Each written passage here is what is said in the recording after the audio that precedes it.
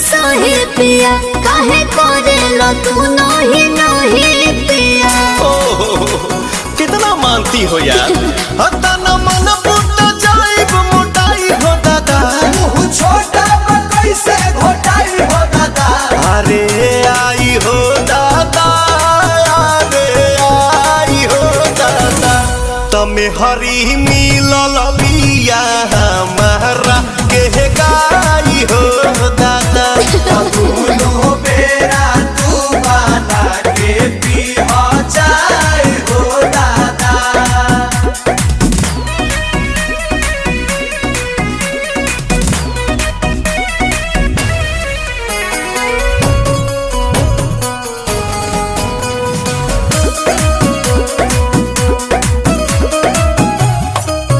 मिलत खीरे बाहो पनीरे बाहो, ऐसन वाइफ से लाइफ अमीरे बाहो। भगवान के लिखल तो कदीरे बाहो।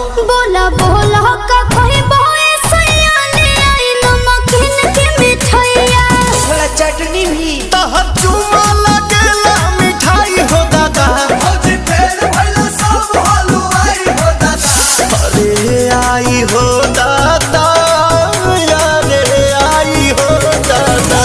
तमे हरी मिलल बिया हमारा के गाई हो दादा। दोनों बेरा तू बना के पी जाए हो दादा।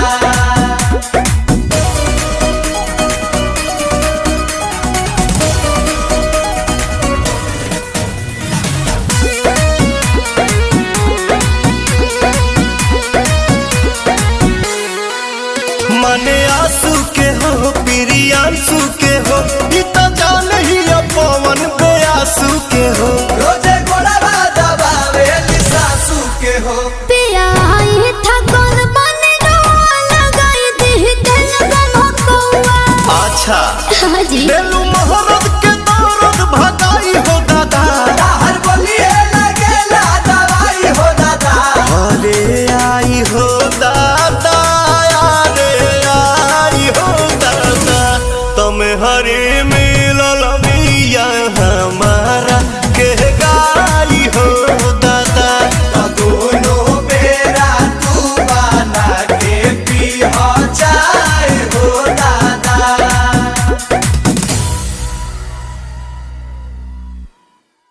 अरे आई हो दादा, अरे आई हो दादा।